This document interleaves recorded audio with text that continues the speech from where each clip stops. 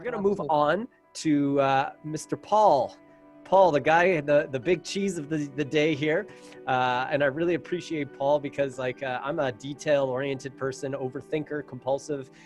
So when you have somebody that just jumps on and starts something, I was like, oh, good. Somebody who's taking some action, putting this all together and allowing, people to kind of follow in his wake and kind of put things together as a team. So thank you again, Paul. So Paul's a certified financial planner with over a decade of experience in the financial services industry. Paul cares deeply for the well-being of his clients, and he's passionate about achieving what's most important to him. He's dedicated to finding a tailored investment solutions, saving taxes for clients, minimizing risk.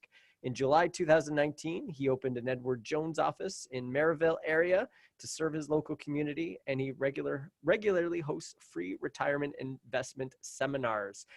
He's also a professionally trained musician, so I guess he's going to play as a tune here today, or maybe he's going to give us some good advice. So without ado, I'm going to pass you over to Paul. Thank you so much, Michael, and thank you, Janet, for also sharing your background with the challenges that your family business is facing, and it really makes it real for everyone. So, and shout out to all the speakers today. It's been amazing to get this value we received from everyone, and these great ideas, and just shows what how everyone's coping to get through this.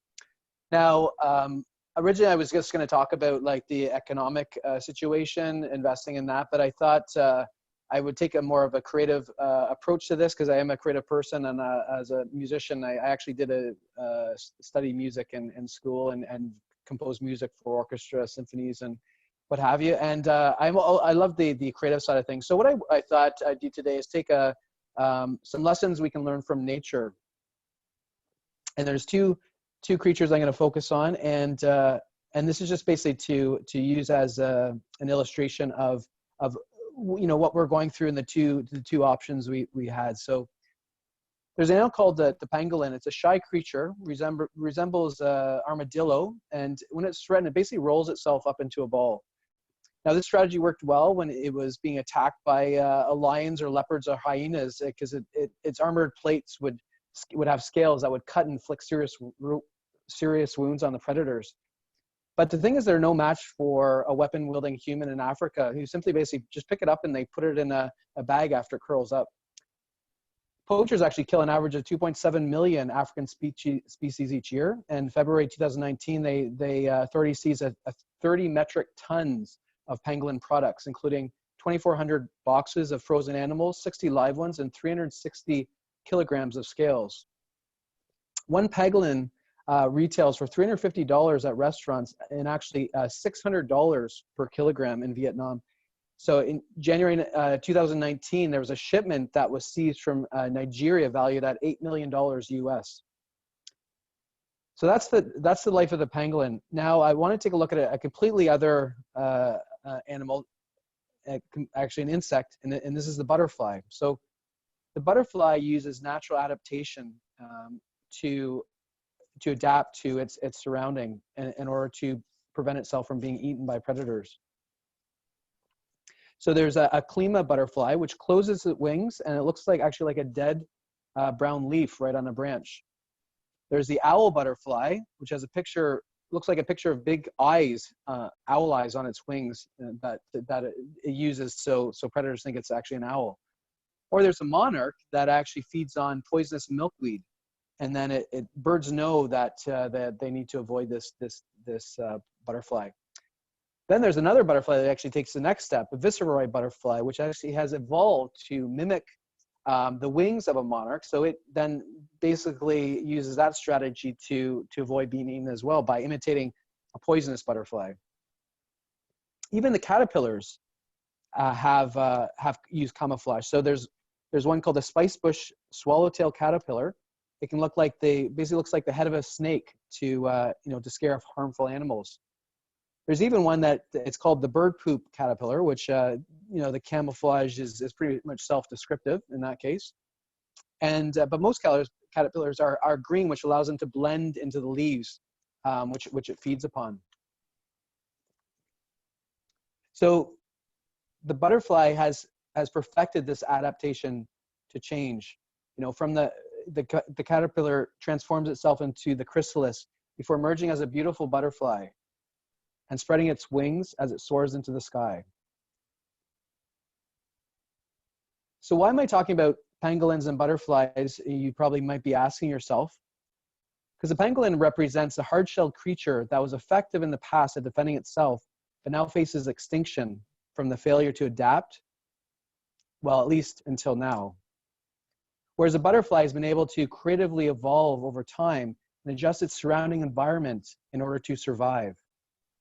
You know, the monarch takes its long voyages to the Rocky Mountains in North America, to the warm forests of Mexico to enjoy fruitful mating, and creates a legacy through its reproduction. So once in a while, the universe steps us on our tracks in order to teach us a lesson. It tells us that we are overdue for a tune-up. You know, we may have some rust spots. We may have a few loose screws that need tightening. Excuse me. The universe tells us that it wants to help us make us stronger, more resilient, by teaching us a deeper understanding of truth and awareness of human nature. As we reach the transition into the next chapter, we are given two choices, one of hope or one of fear. Change is scary because, as some of our speakers were alluding to earlier in the first section of Body, Mind, and Spirit, it does produce cortisone and stress in our systems. And this epidemic is novel threat because we do not know what the outcome is going to be. So as our stress levels increase, and as Karen alluded to, we go into that fight or flight mode, our senses are heightened. They shift into tunnel vision. They filter out the non-essential information. They actually weaken our hearing. They slow our perception of time.